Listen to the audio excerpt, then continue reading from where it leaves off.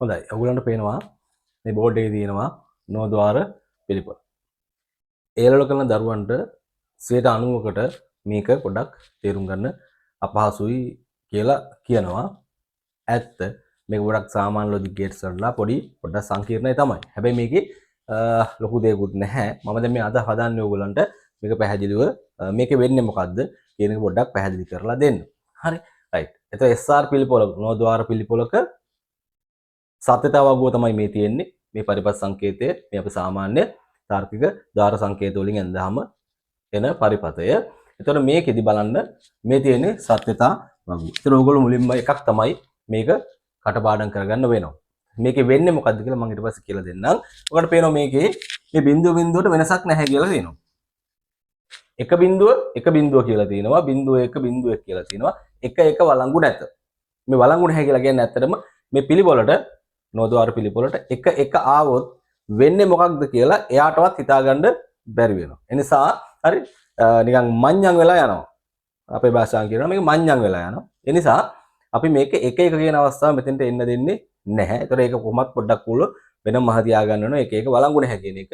right මෙතන මේ වෙනසක් වෙන්නේ නැහැ කියන්නේ මොකද්ද කියන එක. හරි මේ දෙන්න ඉන්නේ කොහොමද කියන එක මම උගන්ට සරලව පැහැදිලි කරලා දෙන්නම්. right හොඳට අවධානය යොමු කරගෙන ඉන්න. මේ තියෙන්නේ පරිපථ සංකේතය. ඔන්න මම දැන් බලනවා මේකේ කොහොමද ක්‍රියාකාරීත්වය කියලා.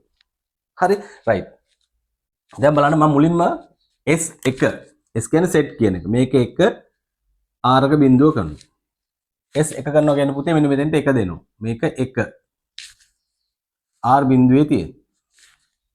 S1 වුණාම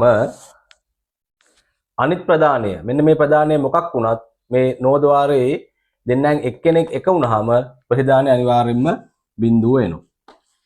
කිව්වා බිඳුවයි. ওই බිඳුව මෙතෙන්ට ආවම බිඳුවයි නෝද්වාරයේ ප්‍රතිදානය එක වෙනවා. අන්න Q1 වුණා Q බා බිඳුව වුණා. Q1 වුණා Q බා බිඳුව වුණා. දැන් අපි මෙතන ඉඳලා දැන් බලන්න Q මෙතෙන්ට එක ඇහිලා තියෙන්නේ. හරි Q1 නිසා මෙතෙන්ට එක ඇහිලා තියෙන්නේ. දැන් අපි මේ තත්වයේ ඉඳලා අපි ගෙනියනවා මේක බිඳුවට. මම මේක R බිඳුවේ තියෙන තාම S එකත් ක්ෂණිකව බිඳුව ගන්නවා. දැන් එක කරපු ගමන් S එක ප්‍රතිදානයේ Q1යි Q බා බිඳුවයි. ඊට පස්සේ මම ක්ෂණිකව නැවත S බිඳුව කරනවා. S බිඳුව කරාම දැන් මේක බිඳුව වුණා. මේක වැටෙනවා බිඳුවට. ඒ කියන්නේ පුතේ මේකත් බිඳුවයි. මේක බිඳුවයි එතකොට දැන් මේක බිඳුවයි මෙහෙන් ආපු එක තියෙනවා. එතන බිඳුවයි එකයි මෙතන නැවත බිඳුවයි මේ බිඳුව මෙතෙන්ට ආවහම නැවත මෙතන එකයි. ඒ කියන්නේ තිබිච්ච తত্ত্বය වෙනස් වෙන්නේ නැහැ. අන්න වෙනස් වෙන්නේ නැහැ කියලා අතන්දරේ. හරි? ඒ කියන්නේ SR කියන එකනා එක බිඳුවේ තියලා එක බිඳුවේ ඉඳලා බිඳුව වුණා නම් මෙයා එක බිඳුවේම තියෙනවා. වෙනසක් නැහැ. පෙර තිබිච්ච తত্ত্বය බිඳුව වෙනකොට තියෙන්නේ ඊට පෙර තිබිච්ච తত্ত্বයමයි. ඒ කියන්නේ ඊට පෙර තිබිච්ච తত্ত্বය මෙයා මතක තියාගෙන ඉන්නවා. හරි? S1 R බිඳුවේ ඉඳලා S බිඳුව S සහ R බිඳුවට වැටිච්ච ගමන් හරි? S1 ඉඳලා බිඳුවට R කොහොමද බිඳුවට වැටිච්ච ගමන් මෙයාගේ තාම තියෙන්නේ පෙර ප්‍රතිදානයමයි. පැහැදිලිද? අන්න වෙනස් වුන්නේ නැහැ. ඊට පස්සේ අපි බලමු මේක අනිත් එක. S බිඳුව කරනවා R එක ගන්නවා. මේක හරියද? ඒක ඉවරයි. ඊට පස්සේ S බිඳුව කරලා R එක කරනවා. ඔන්න බලන්න. හරි? S බිඳුවයි R එකයි. R එක කරපු ගමන් අනිවාර්යයෙන්ම මෙයාගේ ප්‍රධානයේ බිඳුව වෙනවා. මේක නෝද්වාරය නිසා එක ප්‍රධානයක් හෝ එක වෙච්ච ගමන් මේක බිඳුව වෙනවා. ඒ බිඳුව මෙතෙන්ට ආවහම බිඳුවයි අන්න මේක එක වෙනවා. අන්න දැන් Q බිඳුව වුණා Q බා එක වුණා. දැන් මේ Q බා එක වෙච්ච Q බා මෙතෙන්ට ඇහිලා තියෙන එක. දැන් අපි R නැවත බිඳුවට ගෙනියනවා. S බිඳුවේම තියාගෙන R නැවත බිඳුවට ගෙනියනවා. මම මේ පැත්තට දාන්නම්. R බිඳුවට ගෙනියනවා. පැහැදිලිද? R බිඳුවට ගෙනිච්ච ගමන් මේ බලන්න. හරි? R බිඳුවට ගෙනියන්නේ මේ Q එක මෙතෙන්ට ඇහිලා තියෙනවා එක. අපි R බිඳුවට ගෙනියනවා. ඒ කියන්නේ R මේක බිඳුව ගන්නවා. බිඳුවයි එකයි නැවත මේක බිඳුවයි. ඒ බිඳුව මෙතෙන්ට ආවම බිඳුවයි එකයි. අන්න තත්ත්වයේ පුතේ වෙනස් වුණේ නැහැ. ඒ කියන්නේ බිඳුව කියන අවස්ථාව ලැබෙනකොට ඊට පෙර තිබිච්ච අවස්ථාව තමයි බිඳුව කියන අවස්ථාවේදී ප්‍රතිදානය. දැන් බලන්න එක බිඳුව කියන අවස්ථාවේ ඉඳලා මෙතෙන්ට වැන්නනම් මේක ප්‍රතිදානය.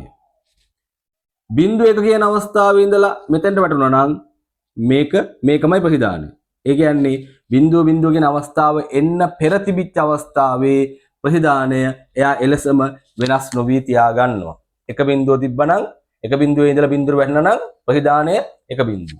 බිඳුව එකේ ඉඳලා බිඳුව වැටෙනා නම් ප්‍රතිදානය බිඳුව එක. ඒ කියන්නේ පෙර තත්ත්වය වෙනස් වෙන්නේ නැතුව තියා ගන්නවා. අන්න ඒකයි වෙනස් වෙන්නේ නැහැ කියලා කියන්නේ. එක බිඳුව තියලා බිඳුවට වැටෙනොත් එක බිඳුව තමයි මෙතන තියෙන්නේ. බිඳුව එකේ තියලා බිඳුවට වැටෙනොත් මේක තමයි මෙතන තියෙන්නේ. ඒ කියන්නේ මේ ස්ටේට් එකේ ඉඳලා මෙතෙන්ට වැටුනොත් ප්‍රතිදානය මේක. මේ ස්ටේට් එකේ ඉඳලා මෙතෙන්ට වැටුනොත් ප්‍රතිදානය මේක. පෙරාගය වෙනස් වෙන්නේ නැහැ. අවස්ථා දෙකේදීම මේ අවස්ථාවේ සහ මේ අවස්ථා දෙකේදීම එකම ප්‍රතිදානය නෙමෙයි. මේකේ ඉඳලා මෙතෙන්ට වැන්නොත් මේක තමයි මෙතන තියෙන්නේ. මේකේ ඉඳලා මෙතෙන්ට වැන්නොත් මේක තමයි මෙතන තියෙන්නේ. වෙනසක් වෙන්නේ නැහැ. පෙර තිබිච්ච තත්ත්වය වෙනස් නොවි තියෙනවා. පැහැදිලිද? මොකද වෙනස් වෙන්නේ නැහැ කියලා කියන්නේ. හරි. ඒ වගේම තමයි මෙන්න මේ අවස්ථා දෙක තමයි අපිට විශේෂයෙන් මම තියා ගන්න ඕන. මේකේ ඉඳලා මෙතෙන්ට වැන්නොත් මේක තමයි වෙනස් නොවි තියෙන්නේ. මේකේ ඉඳලා මෙතෙන්ට වැන්නොත් මේක තමයි වෙනස් නොවි තියෙන්නේ. පැහැදිලිද? හරි. ඊට අමතරව අපි දැනගන්න ඕනේ දේ තමයි ඔයගොල්ලෝ දැනගන්න ඕනේ දේ තමයි මේකේ මේ SR පිළිපත් එක වැඩ කරනකොට මෙන්න මේ වැඩක් එන්නේ. හරි. S1 R බිඳුවේ ඉඳියාම Q1යි Q බා බිඳුවයි. Q1යි Q බා බිඳුව. අපි R බිඳුවේ තියාගෙන S1 කරපු ගමන් Q1යි Q බා බිඳුව වෙනවා. ඒ සැනින්ම නැවත අපි S බිඳුව කරොත් හරි. ඒ සැනින්ම නැවත S බිඳුව කරොත් අපි ගන්න වෙනස් වෙන්නේ නැහැ කියලා. ඒ කියන්නේ මේ தත්ත්වය ලෙස මත තියා ගන්නවා. හරි. මේක බිඳුව කරා කියලා Q1 Q බා බිඳුවේ තියෙන தත්ත්වය වෙනස් වෙන්නේ නැහැ. ඒ කියන්නේ S1 කරපු ගමන් Q1යි Q බා බිඳුවයි නැවත S බිඳුව කරා කියලා Q බිඳුව වැටෙන්නේ නැහැ. Q1ේම හරි වෙනස් නොවි තියෙනවා. ඒ නිසා මෙයා පෙර తত্ত্বය මතක තියාගන්න. පෙර තිබුණ එක බිඳුවේදී එක බිඳුව. මේක බිඳුව වෙන්න කියලා මේක බිඳුව වැටුන්නේ නැහැ. මේක නැවතත් තාමත් එක බිඳුවම තමයි තියෙන්නේ. ඒ නිසා අපි කියනවා මේකට මූලික තැනුම් ඒකකේ එහෙම නැත්නම් බේසික් මෙමරි එලිමන්ට් එක තමයි මේක මේ මතකයේ තැනුම් මේකකේ. හරි? රයිට්. ඔන්න ඔය කතන්දරේ. එතකොට S1 කරාම Q1යි Q බා බිඳුවයි නැවත S බිඳුවට වැටුණා කියලා Q බිඳුව වැටෙන්නේ නැහැ. Q1ේම තියෙනවා Q බා බිඳුවම තියෙනවා.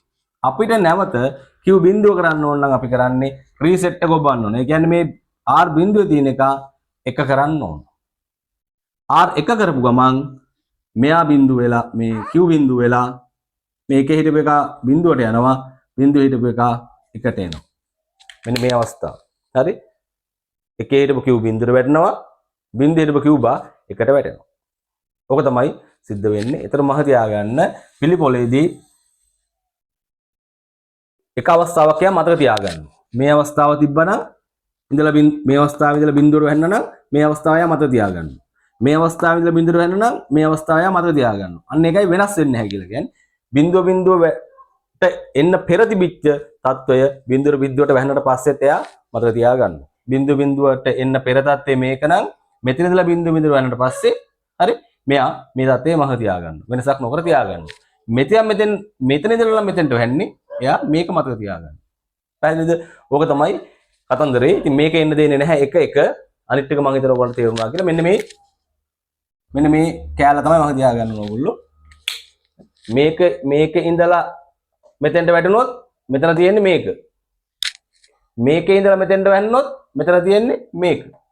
පෙර தත්ත්වය වෙනස් නොවි තියාගන්න. ඔක තමයි පිළිපොලේ කතන්දරේ. ඉතින් මේක